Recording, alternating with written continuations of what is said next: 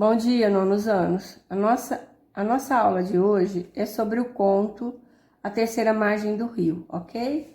Eu comecei com um título bem simbólico a nossa atividade, Café da Manhã com Guimarães Rosa. Então, Guimarães Rosa, eu procurei dividir a vida dele, né? A parte de azul, né? Que diz respeito ao nascimento dele. Ele nasceu em 27 de junho de 1908, em Codisburgo, Minas Gerais, e faleceu, certo? Em 19 de 11 de 1967, na cidade do Rio de Janeiro, com 59 anos de idade. E fiz um percurso aqui em verde de como foi a vida dele, certo? Então, Guimarães Rosa estudou medicina. Ele foi amigo, nesse percurso dele, ele foi amigo do coronel médico então, né, companheiro dele, Juscelino Kubitschek, que veio ser depois futuro presidente do Brasil. Ele foi médico do 9º Batalhão da Infantaria e morou por uns tempos em Barcelona, certo? Depois ele foi para a Colômbia, fez uma carreira diplomática em 1934, foi cônsul adjunto em Hamburgo, na Alemanha, ok? E depois na França. Então ele tem todo um aparato aqui de vivência e de cultura que ele acumulou, certo? Ele foi ocupante da cadeira número 2 da Academia Brasileira de Letras, tá? E a partir de 1953 fixou-se definitivamente no Brasil. Guimarães Rosa era poliglota, falava espanhol, francês, inglês, alemão, italiano fluentemente e outras línguas que ele também falava e entendia muito bem. Eu não trouxe aqui para vocês saberem. Só para vocês, no caso, ter um contato primeiro com Guimarães Rosa. Ok, nonos anos? Apresentando para vocês agora a obra. Eu coloquei o nome do conto, A Terceira Margem do Rio. Eu até pensei em desenhar uma canoa, né? Pensei em fazer isso, mas só simbólico, como se tivesse mesmo na terceira margem, certo? 1, 2, 3 margens. Então, a respeito do conto.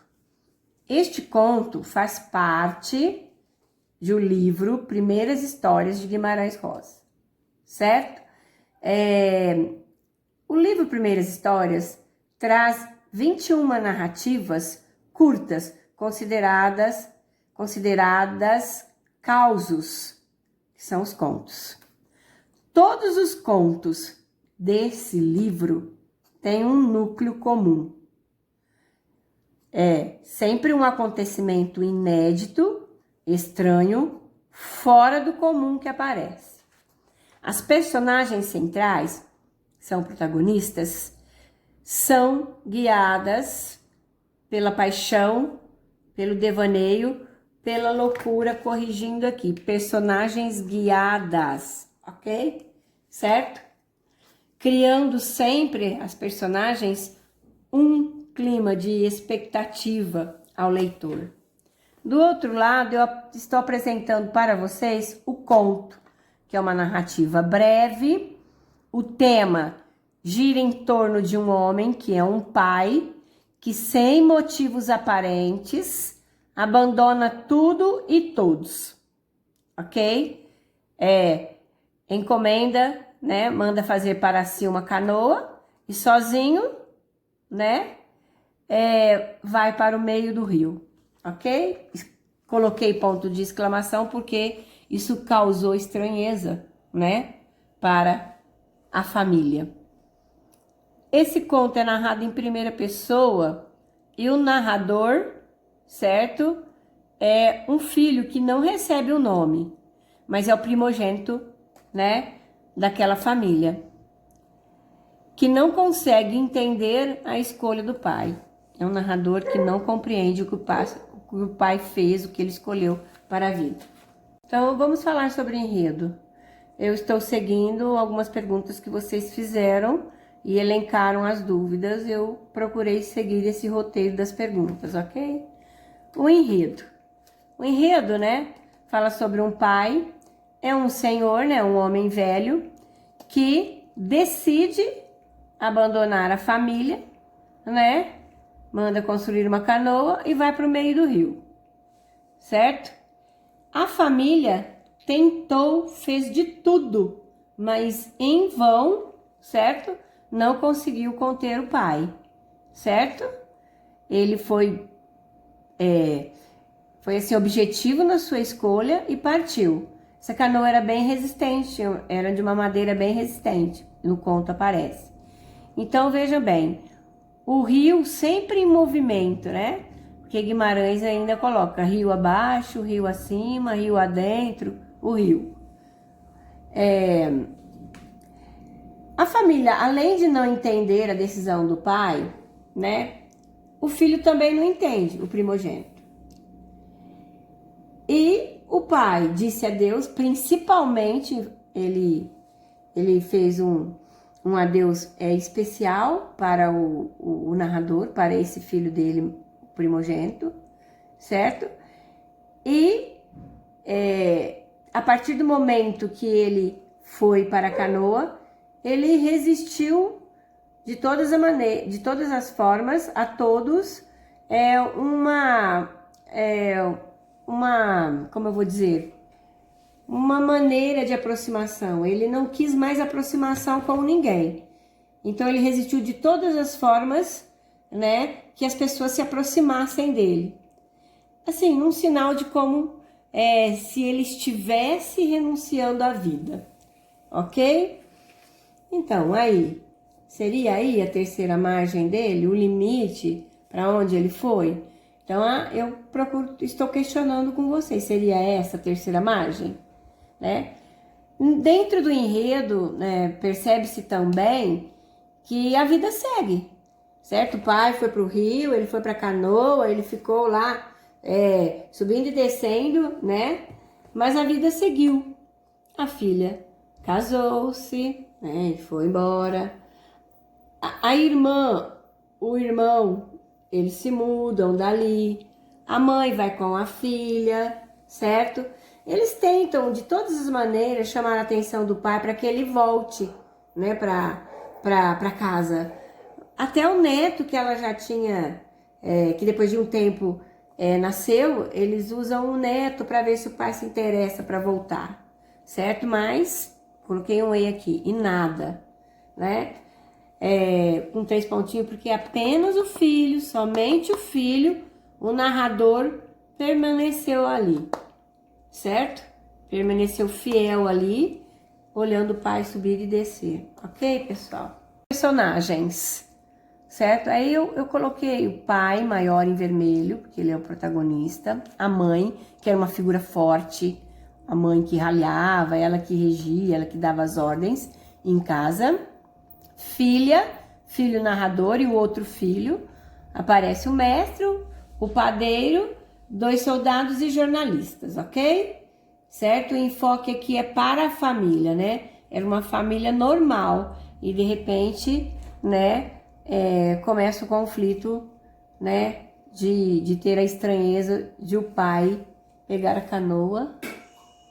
Reforçando, eu falei família normal para os modelos, né, para o padrão da época, que a família era patriarcal, certo? O pai era um exemplo, a figura patriarca da família, ok? Família normal para os padrões da época. O tempo. O tempo tem o tempo cronológico e psicológico. O cronológico corresponde à vida toda do protagonista, dia após dia, certo? Psicológico. Psicológico, nós vamos ver características desse tempo quanto ao narrador, a figura do filho narrador.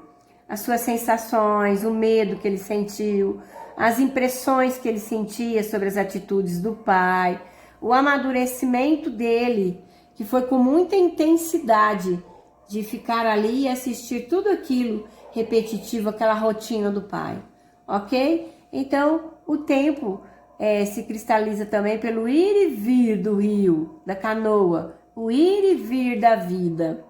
O espaço. Quanto ao espaço, pessoal, percebe-se aqui a presença concreta do rio, ok? O rio se constitui no espaço no conto do Guimarães Rosa, que mais se assemelha a um espaço místico, porque é misterioso a forma como o pai, né, se dirige para o rio. Então, uma imagem rural, porque eles moravam no campo, né, e tinha um rio, e o pai sai da margem de terra, da parte rural, e vai para a metade do rio. Ok, pessoal? Conflito. O conflito aparece na mudança de comportamento do pai.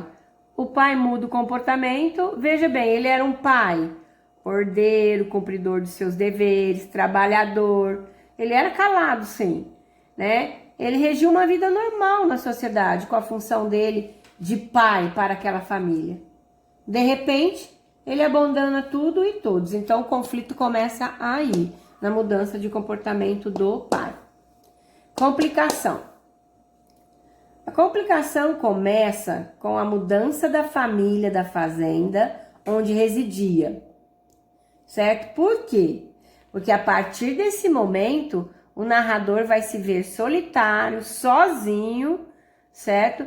Para enfrentar todo esse problema do abandono do pai, da saída dele da família, da ida dele para o rio, ok? A irmã casa-se e vai embora, leva a mãe, o outro irmão também se muda de cidade e ele fica sozinho ali, vivenciando aquela rotina do pai subir e descer o rio, e ele não se comunica mais com o pai e assim por diante. Somente o narrador permanece ali, esse é o conflito, ok? O clímax. O narrador permaneceu ali para tentar entender os motivos que levaram o pai a se isolar. Então, esse é um vínculo de amor de pai para filho. Ele fica presente aqui, o vínculo do amor. Ele aparece aqui, tá?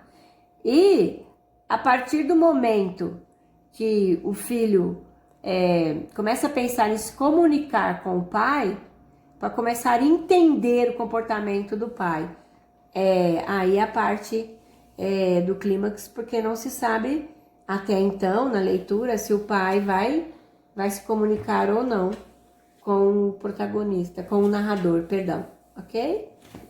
O desfecho, né?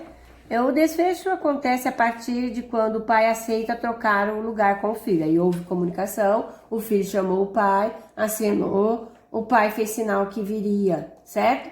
Ele começa a se aproximar da margem, porém o filho muda de ideia, ele foge, ele entra em pânico, ele fica sem coragem, é um sentimento de impotência ali no momento. Seria culpa, né? Por quê? Né? Porque o pai parecia uma figura que vinha do além, ele assustou com a transformação do pai.